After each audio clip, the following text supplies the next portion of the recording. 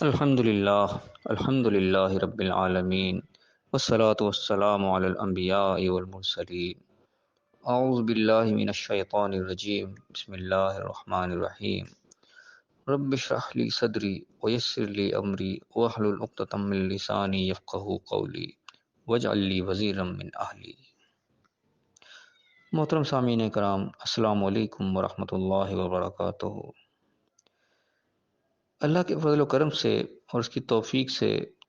قرآن پاک کا مطالعہ ہم جاری کیے ہوئے ہیں۔ سورہ بقرہ کی آیت نمبر 25 تک ہم پڑھ چکے ہیں۔ آج انشاءاللہ آیت نمبر 26 سے اپنے درس کا آغاز کریں گے اور انشاءاللہ آیت نمبر 29 تک کور کرنے کی کوشش کریں گے۔ اعوذ باللہ من الشیطان الرجیم، بسم اللہ الرحمن الرحیم۔ ان اللہ لا یستحیی ان یضرب مثلا ما بعودۃ فما فوقها۔ بے شک اللہ تعالیٰ اس چیز سے عار نہیں محسوس کرتا، اس چیز سے نہیں شرماتا، اس چیز سے حیا نہیں کرتا کہ وہ مچھر کی مثال بیان کرے بس یا اس سے بھی کچھ اوپر۔ یعنی اللہ تعالیٰ اس بات سے کوئی حیا شرم اس میں نہیں آتی، اس میں کوئی اس کو عار محسوس نہیں ہوتی، اس میں کوئی گھٹنے والی بات نہیں ہے کہ بات کو سمجھانے کے لیے ایک مچھر کی مثال بیان کر دی جائے یا اس سے بھی کوئی حقیر چیز کی مثال بیان کر دی جائے، کیونکہ مقصد وہ مثال نہیں ہوتی بلکہ مقصد جو ہے وہ بات کو سمجھانا ہوتا ہے۔ کوئی بھی شخص جو ہے، کوئی بھی ہستی جب بات کو ایکسپلین کرتی ہے، وضاحت کرتی ہے، تو اس کے اندر مثال کو نہیں دیکھا جاتا کہ مثال کون سی چیز وہاں پہ پیش کی جائے کیا نہیں، جو چیز وہاں پہ فٹ آتی ہے اس چیز کو بطور مثال جو ہے وہ پیش کر دیا جاتا ہے۔ تو یہاں پہ اللہ تعالیٰ نے اس چیز کا تذکرہ فرمایا ہے کہ اللہ تعالیٰ کو اس چیز سے کوئی عار محسوس نہیں ہوتی کہ وہ مچھر کی مثال دے دے یا کسی چیز کی بھی۔ اب یہاں پہ خاص طور پہ توجہ طرف چیز ہے کہ یہاں پہ بعوضہ کا لفظ استعمال ہوا ہے، اس کے بعد مچھر ہوتے ہیں، اور بلکہ بعوض جو ہے وہ بیسیکلی مچھر کو کہتے ہیں جو لغت وغیرہ میں لکھا ہے اس چیز کے متعلق، اور بعوضہ جو ہے وہ مادہ مچھر کو کہتے ہیں۔ خاص طور پہ مادہ مچھر کا نام لیا گیا، یعنی کہ قرآن پاک میں یہ مچھر کا تذکرہ بس ایک دفعہ یہیں پہ آیا ہے کہ نہ پہلے کبھی آیا نہ بعد میں کبھی آیا۔ دوبارہ یہاں پہ مادہ مچھر کو خاص طور پہ نومینیٹ کیا گیا تاکہ انسان کی توجہ اس طرف جائے کہ مادہ مچھر کی کیوں بات بیان ہو یہاں پہ۔ مچھر تو نر کی بھی مثال بیان ہو سکتی ہے لیکن مادہ کو اسپیشلی کرنے کا کیا تذکرہ تک ہے؟ حالانکہ یہاں پہ اس چیز کی مثال کو واضح نہیں کیا گیا کہ اللہ نے مادہ کی مثال کیوں دی ہے یہاں پہ، لیکن آج کل کیا ہے کہ سائنس کی ترقی کے بعد انسان اس نتیجے پر پہنچا ہے کہ انسان کو جو نقصان دے ہے وہ مادہ مچھر انسان کو اصل میں نقصان دے دیتی ہے، اور نر مچھر جو ہے وہ انسان کو نقصان نہیں پہنچاتا۔ تو یہاں پہ اس لیے اللہ تعالیٰ کی ایک حکمت یہاں پہ نظر آتی ہے کہ یہاں پہ مادہ مچھر کا اسپیشلی تذکرہ کرنے کا مقصد تھا کہ مادہ مچھر کی طرف انسان توجہ دے، فوکس کرے گا آخر مادہ ہی کو کیوں بیان کیا، اور انسان اس پہ فوکس کرے گا تو رزلٹ نکالے گا اس چیز سے کہ نقصان دے جاؤ یہ چیز ہے تو اس کا ظاہر پہ کوئی سد باب بھی کیا جائے گا۔ اور آگے پھر اللہ فرمایا کہ فَأَمَّا الَّذِينَ آمَنُوا فَيَعْلَمُونَ أَنَّهُ الْحَقُّ مِنْ رَبِّهِمْ۔ تو جو لوگ تو ایمان والے ہیں، بات کو ماننے والے، جنہوں نے بات کو ماننا ہوتا ہے، وہ تو جانتے ہیں بڑے اچھے طریقے سے کہ یہ حق ہے ان کے رب کی طرف سے۔ یعنی کہ مثال کوئی بھی آ گئی، جب مچھر کی آ گئی، کسی چیز کی آ گئی، وہ حق پر مبنی بات کرنے کے لیے آئی ہے، اس میں کوئی ایسی بات نہیں ہے کہ کوئی توہین آمیز بات ہو کہ مچھر کی مثال بیان کرنا۔ تو جو ایمان والے ہیں، جو حقیقی بات کو ماننے والے لوگ ہیں، وہ اس چیز سے نہیں گھبراتے کہ کون سی مثال بیان ہو گئی، وہ اس کو بھی حق مانتے ہیں۔ وہ اما الذین کفروا، اور اس کے برعکس جو پھر کافر ہیں، انکار کرنے والے ہیں، بات کو جھٹلانے والے ہیں، وہ کیا کرتے ہیں فیقولون ماذا اراد اللہ بہذا مثلا، وہ فوراً بول پڑتے ہیں کہ آخر اللہ تعالیٰ کا اس مثال کو بیان کرنے کا کیا ارادہ تھا، کیا مقصد تھا اللہ تعالیٰ کا ایسی چھوٹی مثال کیوں بیان کری۔ یعنی جنہوں نے مین میخ نکالنے ہوتا ہے، اس سبق کو نہیں دیکھنا ہوتا، اس موضوع کو نہیں دیکھنا ہوتا جو بیان ہو رہا ہے، بلکہ اس کے اندر سے بڑی بڑی چیزوں کو اٹھا کے جو ہے اعتراضات کی لسٹ بنا دیتے ہیں۔ تو یہاں بھی ایسے لوگوں کی بات ہو رہی ہے کہ جو ایمان والے ہیں وہ سمجھ جاتے ہیں کہ یہ حق بات ہے، لیکن جو کافر انکار کرنے والے ہیں وہ کیا کہتے ہیں کہ اللہ کا اس سے کیا ارادہ تھا۔ اور فرمایا کہ یضل بہ کثیرا ویہدی بہ کثیرا، ایک ہی مثال سے بہت سے لوگ جو ہیں وہ گمراہ ہو جاتے ہیں، بہت سے لوگ جو وہ ہدایت یافتہ ہو جاتے ہیں۔ اللہ تعالیٰ بہت سے کو اسی مثال کے ذریعے ہدایت بھی دیتا ہے اور بہت سے کو پھر گمراہ بھی کر دیتا ہے، جاؤ تم جہاں جانا چاہتے ہو جاؤ۔ اب خاص طور پہ یہ والا پوائنٹ جو ہے یہ اکثر جو ہے بیان کیا جاتا ہے، تو خاص طور پہ جو لوگ قرآن کو سمجھنا چاہتے ہیں، تو غور و فکر تدبر کرنا چاہتے ہیں، ان کے لیے خاص طور پہ یاد پیش کر دی جاتی ہے کہ تم خود بہت غور و فکر مت کرو، تم کسی استاد سے پڑھو، کسی مدرسے میں تعلیم حاصل کرو، کسی جگہ پہ داخلہ لو، کسی ادارے میں، پھر تم پڑھو۔ تو خاص طور پہ وہاں پہ آیت پیش کی جاتی ہے کہ دیکھو قرآن پڑھنے سے لوگ گمراہ بھی ہو جاتے ہیں۔ دیکھو خود قرآن میں اللہ تعالیٰ کہہ رہا ہے کہ یضل بہ کثیر ویہدی بہ کثیر، کہ بہت سے لوگ اس سے گمراہ بھی ہوتے ہیں اور بہت سے ہدایت بھی پا جاتے ہیں۔ یہ آیت جو اکثر بیان کی جاتی ہے، لیکن افسوس کی بات یہ ہے کہ آدھی بیان کی جاتی ہے کہ یہیں پہ لا کے بس بات کو روک دیا جاتا ہے کہ دل بھی کثیر و یاد بھی کثیرہ، کہ بہت سے لوگ سے گمراہ ہو جاتے ہیں اور بہت سے ہدایت پا جاتے ہیں، وہ اتنا ہی مفہوم بیان کیا جاتا ہے، لیکن آگے جو بات کی اللہ تعالیٰ فرمائے گا وہ نہیں بیان کی جاتی۔ آگے کیا بات کہ وما یضل به الا الفاسقین، اس سے لیکن گمراہ کوئی نہیں ہوتا ہے مگر صرف اور صرف فاسق لوگ ہی۔ جو فاسق لوگ ہیں، جو فسق کرنے والے، اللہ کے حکموں کی نافرمانی کرنے والے، اللہ کے سامنے جو ہے وہ مخالف بن کے کھڑے ہونے والے، انکار کر دینے والے، صرف وہی اس سے گمراہ ہوتے ہیں۔ جو بات کو ماننے والے ہیں وہ گمراہ نہیں ہوتے۔ یار جنہوں نے نافرمانی کرنی ہے، بات کو ماننا ہی نہیں، فرمان اللہ نے پیش کیا اس کے خلاف ہی چلنا ہے، تو ظاہر پہ گمراہی ان کا مقدر ہے۔ ایک میپ آپ نے کھولا ہے، میپ آپ کو اشارہ دے رہا ہے کہ آپ نے رائٹ ٹرن لینا ہے، آپ رائٹ ٹرن ہی نہیں لیں گے، اوپر آ کے لیفٹ ٹرن لے لیں گے، ظاہر پہ آپ کو گمراہ ہی ہونا ہے، پھر بھٹکنا ہے، صحیح راہ پہ تو نہیں پہ جا سکتے۔ تو یہاں یہ بات قابل ذکر ہوتی ہے کہ جب بھی ہم یہ بیان کریں کہ یضل بھی کثیر و یہد بھی کثیرہ، کہ بہت سے لوگ اس سے گمراہ ہوتے ہیں، بہت سے ہدایت پاتے ہیں، تو گمراہ کون ہوتے ہیں؟ اللہ نے کی ڈیٹیل بیان کر دی، یہ بیان کرنا ضروری ہے کہ اگر اپنے آپ کو فاسقوں میں شمار کریں گے، ہم نافرمانی کریں گے تو پھر گمراہی ہمارا مقدر ہوگی، لیکن اگر نافرمانی ہم نہیں کریں گے، جو اللہ تعالیٰ بیان کر رہا ہے قرآن کو، اس کو جو حکمات ہیں اس کے اوپر ہم عمل کریں گے، تو پھر یقیناً قرآن کو بھی گمراہ کرنے کے لیے نہیں آیا، قرآن تو ہدایت کا ہی سرچشمہ ہے، تو ہدایت ہی دینے کے لیے آیا ہے۔ اس کے بعد یہاں پہ اللہ تعالیٰ نے فاسقین کی تھوڑی سی ڈیٹیل بھی بیان کر دی کہ فاسقین ہوتے کون ہیں۔ جیسے کہ پچھلے ہم پڑھ کے ہیں، اللہ تعالیٰ نے متقین کی ڈیٹیل بیان کی تھی کہ متقین کون لوگ ہوتے ہیں، تو یہاں سے فاسقین کی تذکرہ آ رہا ہے، کیونکہ وہ پہلا جو متقین کا جو طبقہ تھا وہ قرآن کے ہدایت لینے والے لوگ تھے، وہاں پہ ہدایت کے جو شرط کے طور پر متقین بتایا گیا کہ متقین جو لوگ ہیں وہ سے ہدایت حاصل کرتے ہیں، اور یہاں پہ وہ لوگوں کا تذکرہ آ رہا ہے جو اس سے گمراہ ہو جاتے ہیں، بتایا ہدایت حاصل کرنے کو گمراہی پکڑ لیتے ہیں، اس میں سے وہ فاسقین ہوتے ہیں۔ اور فاسقین کی ڈیٹیل کیا آگے آ رہی ہے، الذین ینقضون عہد اللہ، وہ لوگ جو اللہ سے عہد کو توڑتے ہیں، من بعد میثاقہ، اس کو پکا کر دینے کے بعد، اس کو مضبوط کر لینے کے بعد عہد توڑتے ہیں، اور کیا کرتے ہیں، وَيَقْطَعُونَ مَا أَمَرَ اللَّهُ بِهِ أَن يُوصَلَ، اور اس چیز کو کاٹ ڈالتے ہیں جس کو اللہ نے جوڑنے کا کہا ہے، یعنی کہ اللہ تعالیٰ نے وعدے کو جوڑنے کا حکم دیا، وعدے کو پورا کرنے کا حکم دیا ہے، وہ الٹا اس وعدے کو توڑ دیتے ہیں۔ اس کا نتیجہ کیا ہوتا ہے، وہ یفسدون فی الارض، اور زمین پر فساد برپا کرتے ہیں، اولئک هم الخاسرون، یہی لوگ خسارہ پانے والے ہیں۔ تو یہاں پہ اللہ تعالیٰ نے فاسقین کا ایک مثال، ایک ڈیٹیل بیان کی کہ فاسقین ہوتے کون لوگ ہیں۔ تو اس فاسقین کے اللہ تعالیٰ نے بتایا وہ ہیں جو کہ عہد کو توڑنے والے ہیں۔ اب یہاں پہ ایک سوال پیدا ہے کہ ہم نے کون سا عہد اللہ سے کیا ہے، ہمارے تو کوئی ذہن میں ایسی بات ہی نہیں آتی کہ ہم نے کوئی اللہ سے کوئی عہد کیا ہوا ہے، کون سا عہد ہم توڑ رہے ہیں۔ تو ہم اگر اپنی زندگی میں تھوڑا سا غور کریں تو بہت سے مواقع ایسے ہوتے ہیں جہاں پہ ہم عہد کرتے ہیں اللہ تعالیٰ سے، اس کی اللہ تعالیٰ نے ایک مثال بھی یہاں پہ بیان کی ہے قرآن پاک کے اندر، ایک آیت ہم پڑھ لیتے ہیں اس کے مطابق۔ ایک تو سورہ یاسین کے اندر بھی اس کا تذکرہ آیا ہے، سورۃ نمبر 36 آیت نمبر 60، اس میں اللہ تعالیٰ نے ارشاد فرمایا کہ الم عہد الیکم، کیا میں تم سے عہد نہیں لیا تھا کہ اے بنی آدم، اے آدم کے بیٹو، شیطان کی عبادت نہ کرنا، شیطان کو نہ پوجنا، گویا کہ شیطان کو غلامی نہ کرنا ہے۔ عبادت کو ہم پہلے پڑھ چکے ہیں کہ عبادت کا معنی اصل میں غلامی کرنے کے ہیں، تو اللہ نے تو اللہ ہم سے یہ عہد لیا کہ ہم شیطان کی غلامی نہ کریں، شیطان کے اسے فرما بردار نہ ہم بن جائیں، اس کے حکموں کو نہ ماننے بیٹھ جائیں۔ تو ہم شیطان کے حکموں کو اگر مان رہے ہیں، ایک طرف اللہ تعالیٰ بلا رہے ہیں، ایک طرف شیطان بلا رہے ہیں، ہم اللہ کی دعوت کو چھوڑ کے شیطان کی دعوت کو قبول کر رہے ہیں، اللہ کی طرف سے دعوت آئے گی اور نماز کے لیے، شیطان کے ہمیں دوسری طرف کھینچ رہا ہے، تم بجائے نماز کے بجائے دوسری طرف کھینچ گئے، تو ہم نے گویا کہ شیطان کی بات کی، اللہ کی بات نہیں کی، شیطان کا حکم مان لیا ہم نے اللہ کے حکم کو چھوڑ کے۔ تو اس چیز کا اللہ نے ہم سے وعدہ ہے لیکن یہ کام ہمیں نہیں کرنا، تو یہ کام کر رہے ہیں تو گویا کہ ہم عہد کو توڑ رہے ہیں۔ اس کے بعد ایک اور مثال اللہ تعالیٰ نے بیان کی، وہ سورہ توبہ کے اندر آتی ہے، سورہ نمبر 9 آیت نمبر 75 میں، اس میں اللہ تعالیٰ نے تذکرہ فرما رہا ہے کہ بعض لوگ اس طریقے سے ہوتے ہیں لوگوں کے اندر جو اللہ سے اس چیز کا وعدہ کرتے ہیں کہ اللہ اگر تو ہمیں عطا کرے گا تو ہم صدقہ خیرات بھی کریں گے اور ہم جو ہے پھر فرما بردار بن جائیں گے اور نافرمانی ہم نہیں کریں گے۔ اس کی مثال تو اپنی زندگی میں کئی دفعہ دیکھتے ہیں، ایسے کہ انسان پہ کوئی مصیبت آ جاتی ہے، کوئی مشکل وقت آ جاتا ہے، کوئی امتحان آ جاتا ہے، اس وقت انسان اللہ سے بڑا وعدہ کرتا ہے کہ یا اللہ تو یہ مجھے اس مشکل گھڑی سے نکال دے، میں بڑا پکا نمازی بن جاؤں گا اور میں بڑا اس طرح کروں گا، میں بڑا اس طرح کروں گا۔ لیکن جیسے پھر وہ وقت ٹل جاتا ہے، پھر دوبارہ آسانی کا وقت آ جاتا ہے، انسان اپنے اس کیے وعدے کو بھول جاتا ہے، وعدے کیے کو توڑ دیتا ہے، انسان اس کو پھر عمل درآمد نہیں کر پاتے۔ تو آنکھوں دیکھی مثال ہے، اپنی آنکھوں سے ہم نے دیکھی اس طریقے سے کہ مشکل وقت آیا تو بڑے نمازی بن گئے، 5 وقت جا کے نمازیں پڑھ پڑھ کے آ رہے ہیں، جیسے وہ مشکل وقت ٹل جاتا ہے تو پھر اسی طرح بے نمازی کے بے نمازی ہو جاتے ہیں۔ تو یہ کیا ہے، اللہ سے وعدہ کر کے، اللہ سے پکا وعدہ کر کے اس کو توڑ دینا نہیں ہے تو کیا ہے؟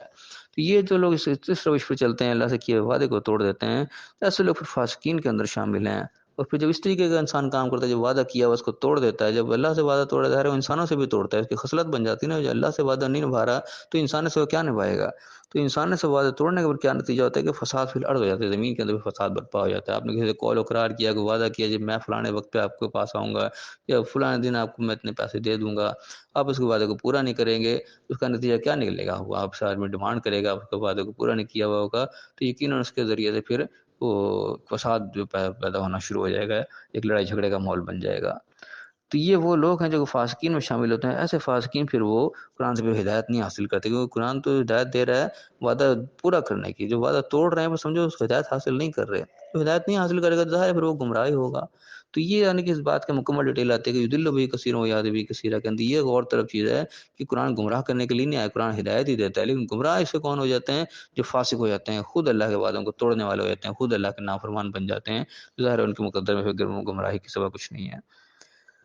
اس میں اللہ نے فرمایا کہ کیف تکفرون باللہ، تم اللہ کا کیسے انکار کر سکتے ہو، تم اللہ کی نافرمانی ناشکری کیسے کر سکتے ہو؟ وکنتم امواتم فاحیاکم، تم مردہ تھے تو اس نے تمہیں زندہ کیا،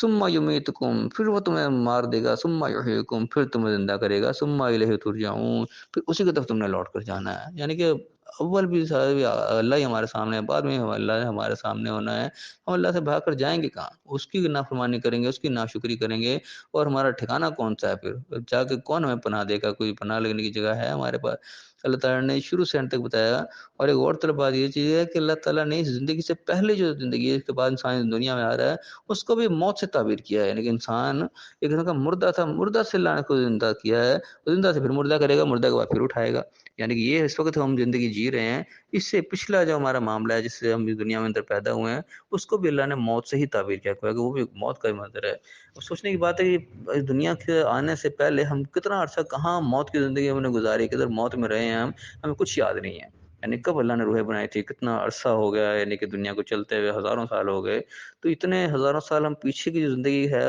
اس کو اللہ موت سے تعبیر کر رہا ہے کہ وہاں بھی پہلے کچھ تھا، تم مردہ تھے، وہاں سے ہم نے تمہیں زندگی دی ہے یہاں پہ۔ تو یہاں سے پتہ چلتا ہے کہ انسان مرنے کے بعد پھر دوبارہ اللہ کہہ رہے تمہیں پھر ہم موت دیں گے، اس کے بعد پھر ہم اٹھائیں گے، کہ قیامت کو تو اٹھائے جائیں گے۔ تو قیامت کے وقت جب اٹھیں گے تو یہ پچھلا یہ موت کا ایک پیریڈ گزرے گا، یہ ہمیں کوئی یاد نہیں، کوئی موت کا پیریڈ ہم نے کہاں گزارا، جس طرح آج ہمیں یاد نہیں کہ اس سے پچھلا جو موت کا پیریڈ کا اللہ تذکرہ کر رہا ہے وہ ہم نے کہاں گزار کے آئے، کوئی پتہ نہیں، کوئی خبر نہیں ہمیں۔ تو اسی کے قرآن اس چیز کا بھی تذکرہ فرماتا ہے، سورہ یاسین کے اندر ہی وہ آتے ہیں غالباً آیات، جو انسان قیامت کے دن دوبارہ اٹھے گا تو وہ کہے گا یا ویلنا من بعثنا من مرقدنا، کہ ہائے ہماری خرابی، ہمیں خوابگاہوں سے ہمیں کس نے اٹھا دیا۔ کوئی ایسا ہی انسان اٹھے گا جیسے بھی سو کر ہی اٹھا ہے، تو سویا ہوا انسان اگر گھڑی نہ دیکھے اس کو پتہ نہیں چلتا کہ میں کتنے دیر سو گیا۔ اور اس کی ایک اور مثال اللہ تعالیٰ نے سورہ بقرہ کے اندر ہی دی ہے، سورۃ نمبر 2 کی آیت نمبر 259 کے اندر اللہ نے ذکر فرمایا کہ اس شخص کا جو کہ بستی پر سے گزرتا ہے، وہ بالکل ایسے مری پڑی ہوتی ہے، تو وہ سوچتا ہے کہ کیسے دوبارہ زندہ ہوگی، تو اللہ نے اسی شخص کو 100 سال کے لیے مار دیا۔ تو وہاں پہ جب وہ 100 سال کے لیے مر جاتا ہے، 100 سال کے بعد جب دوبارہ اٹھتا ہے تو اسے پوچھتا ہے ہاں کتنی دیر تو مرا رہا، کتنی دیر غائب رہا؟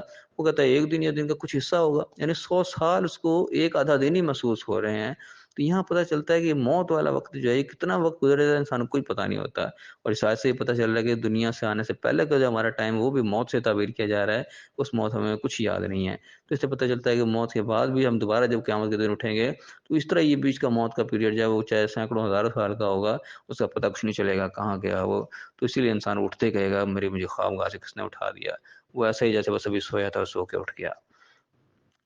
تو پھر اس کے بعد اللہ نے کیا فرمایا کہ تم کس طریقے سے کفر کر سکتے ہو؟ وہ تو وہ ذات ہے اللہ جس نے تم مردہ سے زندہ کیا، زندہ سے پھر مردہ کرے گا، پھر مارے گا اور پھر اٹھائے گا تمہیں، اور لوٹ کے تم نے اسی کی طرف جانا ہے۔ خاص طور پہ پوائنٹ کی بات یہ ہے کہ ہم نے لوٹنا اسی کی طرف ہی ہے۔ دنیا میں ہم آئے ہوئے ہیں، یہاں پہ اپنی مرضی ہم کر لیں، اتنی مرضی اللہ نے مہلت دے رکھی ہے، اس کو ہم جیسے مرضی گزار دیں، جتنی مرضی نافرمانیاں کر لیں، کچھ بھی کر لیں، آخر لوٹ کے جانا اسی کی طرف ہے، اس سے ہم بھاگ نہیں سکتے کہیں پہ بھی، ہمیں جواب دہ ہونا پڑے گا اپنے ایک ایک عمل کا۔ اس طرف یہ توجہ دلائی جا رہی ہے یہاں پہ۔ اس کے بعد اللہ نے فرمایا کہ هو الذی خلق لکم ما فی الارض جمیعا، وہی تو وہ ذات ہے جس نے تمہارے لیے ہر چیز پیدا کی، جو کچھ بھی زمین کے اندر ہے وہ تمہارے لیے پیدا کیا اللہ نے۔ ثم استوى الی السماء، پھر آسمان کی طرف متوجہ ہوا، آسمان کی طرف متوجہ ہوا، فسواہن سبع سماوات، تو ان کو صحیح ٹھیک ٹھیک 7 آسمان بنا دیا۔ وہ بکل شیء علیم، وہ ہر چیز پہ علم رکھنے والا ہے۔ اب یہاں پہ خاص طور پہ ایک لفظ جو غور طلب ہے وہ ہے ثم استویٰ کا لفظ۔ استوا والا معاملہ جو ہے ہمارے ایک بہت بڑا ایک اختلافی مسئلہ بھی ہے، استوا علی العرش کے خاص طور پہ جہاں پہ الفاظ استعمال ہوتے ہیں وہاں پہ ایک پھر بحث چھڑ جاتی ہے کہ اللہ تعالیٰ عرش کے اوپر بیٹھا ہے گویا، اور عرش پھر بڑا ہے یا اللہ بڑا ہے، اس قسم کی بحث چھڑ پڑتی ہیں۔ لیکن استوا کا لفظ خاص طور پہ یہاں پہ غور طلب ہے کہ استوا کا اصل معنی کیا ہوتے ہیں؟ کیا کوئی بیٹھنا معنی ہے وہاں پہ؟ سمت والا عرش کا مطلب ہم نے لے لیا گا عرش پر بیٹھ گیا جا کے، اور اس کے بعد ایک بحث کا سلسلہ چل پڑا۔ لیکن یہاں میں اس آیت کو دیکھیں، یہاں پہ جو بھی ہم ترجمہ اٹھا کے دیکھ لیں، کسی نے بھی یہاں پہ بیٹھنا ترجمہ نہیں کیا، یہاں پہ استوا ہی ہے، ثم استوى الی السماء، یہ نہیں کہا کہ آسمان کی طرف بیٹھ گیا جا کے، نہیں، آسمان کی طرف متوجہ ہوا۔ تو ہم استوا کے لفظ کو تھوڑا سا ہم استعمال دیکھ لیں، اللہ تعالیٰ نے استوا کا لفظ اور کہاں کہاں استعمال کیا اور یہ کس معنوں میں استعمال ہوا ہے۔ زیادہ تر ثم استوى علی العرش والی آیات ہیں، تو وہ تو وہی اختلافی آیات ہے جن کے اوپر بحث ہوتی ہے۔ اس سے ہٹ کے جو ان آیات کے اندر استعمال ہوا ہے استوا کے لفظ، ایک تو ہم یہاں پڑھ رہے ہیں کہ یہاں پہ اس کے معنی وہ بیٹھنے والے معنی میں نہیں آ رہے۔ اس کے بعد اس کی مثال ملتی ہے سورہ قصص کے اندر، سورۃ نمبر 28 آیت نمبر 14، اس کے اندر بھی یہ لفظ استعمال ہوا اسی طریقے سے، اور وہاں پہ اللہ تعالیٰ نے جس طریقے سے استعمال کیا ہے وہاں پہ آیا اس کا تذکرہ کہ غالباً موسیٰ علیہ السلام کا وہاں پہ تذکرہ چل رہا ہے، جب اپنی جوانی پر پہنچے اس کو آتا ہے وستوا، بالکل وہ ایسے ہو گئے پورے جوبن پہ پہنچ گئے، پھر آیت آتنا حکم و علم، ہم نے اسے حکمت اور علم جو ہے وہ عطا کیا۔ تو وہاں پہ اس طرح استوا کا لفظ ہے، وہاں پہ کوئی بیٹھنے کے معنی میں نہیں آ رہا، بلکہ پورا توانا ہو کے بالکل اٹینشن ہونے کے معنی میں آ رہا ہے کہ انسان جیسے پورا اپنے جوبن میں پہنچتا ہے، وہ اس معنی کے اندر وہاں پہ یہ چیز آ رہی ہے۔ اس کے بعد ایک اور لفظ یہی استعمال ہوا ہے سورۃ نمبر 48 میں، سورہ فتح، سورۃ نمبر 48 آیت نمبر 29، اس میں بھی کچھ اس انداز استعمال ہوا ہے کہ وہ کھیتیوں کے بارے میں آ رہا ہے کہ جب کھیتی انسان وہ بوتا ہے تو وہ بھی جب ایسے سیکھ ٹھاک ہو جاتی ہے، لہلہانے لگ جاتی ہے، پھر وہ ایسے اپنے تنے کے اوپر ایسے کھڑی ہو جاتی ہے، بالکل کہ اپنے ٹاپ پوزیشن پہ وہ پہنچتی ہے۔ تو وہاں پہ بھی یہ لفظ استعمال ہوا ہے، اس طریقے سے ٹاپ پوزیشن پہ آنے پر، ایک دم جوبن پہ آنے کے حوالے سے استعمال ہوا ہے۔ تو یہاں پہ ہم دیکھیں یہاں پہ بھی آ رہا ہے کہ جب اللہ تعالیٰ آسمان کی طرف متوجہ ہوا، پورے کا ٹینشن ہو کے پورے مکمل توجہ اللہ نے آسمان کی طرف دی، تو کیا کہ ٹھیک ٹھیک ایسے 7 آسمان بنا دیا۔ اس طریقے سے اور جگہ پہ تذکرہ آتا ہے، آسمان کو دیکھا تو ایسے دخان کی طرح سے تھا، ایسے دھواں دھواں تھا، تو پھر اللہ تعالیٰ نے ایسے بالکل پرفیکٹ کر دیا جیسے اب باقاعدہ 7 آسمانوں کے طور پہ وہ موجود ہے ایک مخلوق کے طور پہ۔ تو یہاں پہ پتہ چلتا ہے کہ ثم استویٰ کے معنی کو بیٹھ جانا نہیں ہے، بلکہ یہاں پہ ہم سے غلط فہمی ہوتی ہے کہ جو جیسے وہ ثم استویٰ علی العرش کی پوری بحث چل پڑتی ہے، عرش کا جہاں پہ تذکرہ آ رہا ہے وہاں پہ ترجمہ اس کا بیٹھنے سے تعبیر کر دیا گیا، تو اس کے بعد سے وہ ایک عجیب سا بحث مباحثہ وہ چل پڑتا ہے جو کہ نہ ختم ہونے والی بحث چھڑ جاتی ہے۔ تو بہرحال یہ اس قسم کی باریکیاں کچھ قرآن میں اس طریقے سے ہوتی ہیں کہ ترجمہ کرنے کی وجہ سے کہیں نہ کہیں غلط فہمی پیدا ہو جاتی ہے۔ یہی وجہ کہ شاید ہم سنتے ہیں کہ پرانے علماء جو تھے وہ قرآن کے ترجمے کو حرام سمجھا کرتے تھے، وہ ترجمہ کرنے کی اجازت ہی نہیں دیتے تھے، ان کا فوکس یعنی کہ اس چیز پہ ہوتا تھا کہ عربی زبان کو سمجھا جائے، اس کی لینگویج کو سمجھا جائے، تاکہ عربی کے الفاظ جن معنوں میں جن مفہوم کے ساتھ استعمال ہوتے ہیں ان مفہوم کو سمجھ کے پھر قرآن کو سمجھا جائے، کیونکہ جب ترجمہ کر دیا جاتا ہے، اسی کو ٹرانسلیٹ کر دیا جاتا ہے تو بالکل اس کا ہم وزن نہیں بنتا، کہیں نہ کہیں کچھ نہ کوئی فرق آ جاتے ہیں۔ تو یہ وجہ ہے کہ ترجموں کی وجہ سے کئی جگہ پہ اختلافات پیدا ہو جاتے ہیں، اور شاید پھر یہ وجہ تھی ان لوگوں کے جو ترجمہ وہ کرنے نہیں دیا کرتے تھے، لیکن خیر وقت کے ساتھ وہ ضرورت پیش آئی اور ترجمہ پھر کیا گیا، اس سے بہت سے فائدے بھی ہوئے، لیکن کچھ مسئلے بھی اس کی وجہ سے کریٹ ہوئے، وہ علماء کے میں شاید وہی مسئلے ہوتے تھے سامنے جس کی وجہ سے وہ ترجمہ کرنے نہیں دیتے تھے۔ تمہارا لیکن ضمن نے تھوڑی سی بات آ گئی مستوا کے حوالے سے، تو اللہ نے فرمایا کہ وہ ذات ہے جس نے تمہارے لیے زمین میں جو کچھ ہے سب کچھ تمہارے لیے پیدا کی۔ یہ بھی غور طلب چیز ہے کہ زمین میں جو چیزیں بھی اللہ بتا رہا ہے جمیعہ کے ساتھ، وہ ساری کی ساری لگا خلق لکم، تمہارے لیے پیدا کی گئی ہیں۔ یعنی وہ کتنی مخلوقات ہیں اللہ کی، یعنی ہر چیز جو ہے گویا کہ کسی نہ کسی انداز میں وہ انسان کی خدمت کے لیے، انسان کے فائدے کے لیے اللہ کہہ رہا ہے تمہارے لیے پیدا کی ہیں۔ اب یہاں بھی ایک بہت بڑا یعنی کہ چیپٹر کھل جاتا ہے کہ ہر چیز پر انسان غور کرے، ہر چیز کے پر فوکس کرے، اس کے استعمالات کو دیکھے، تو کسی نہ کسی انداز سے وہ انسان کے ہی فائدے کے اندر وہ چیز آ رہی ہوگی۔ اور جس طرح سے انسان ترقی کر رہا ہے علم میں، سائنس میں، اور چیزیں وہ دریافت کرتا چلا جا رہا ہے، اس سے فائدے اٹھاتا چلا جا رہا ہے، تو اللہ تعالیٰ کس زمانے میں 1000 سال پہلے، 1500 سال پہلے ان چیزوں کی طرف توجہ دلا رہے ہیں انسان کی، کہ انسان دیکھے کہ اللہ نے کیا کیا پیدا کیا، اس کے میں میرے لیے کیا کیا فوائد ہیں۔ اس والا نے فرمایا کہ وہی ہے جو ہر چیز کا علم رکھنے والا ہے۔ تو فی الحال ہم یہیں تک پڑھتے ہیں، آیت نمبر 29 یہاں پہ ہماری کمپلیٹ ہو رہی ہے۔ اللہ تعالیٰ سے دعا ہے جو حق بات ہے ہمیں صحیح معنوں میں سمجھنے کی توفیق عطا فرمائے، اور قرآن کو ہمارے لیے صحیح معنوں میں ذریعہ ہدایت بنائے، اور اس کے مطابق ہمیں اپنی جگہ جگہ جو اصلاح کے پوائنٹ مل رہے ہیں اللہ تعالیٰ ہمیں اپنی اصلاح کرنے کی توفیق عطا فرمائے، اور حق بات کو ہی ہمیں آگے دوسرے تک پہنچانے کی توفیق عطا فرمائے، اور اس قرآن کو ہمارے لیے دنیا اور آخرت میں کامیابی کا ذریعہ بنائے، اور ہمیں دنیا آخرت دونوں جگہ کامیاب فرمائے۔ آمین، وآخر دعوانا الحمد للہ رب العالمین۔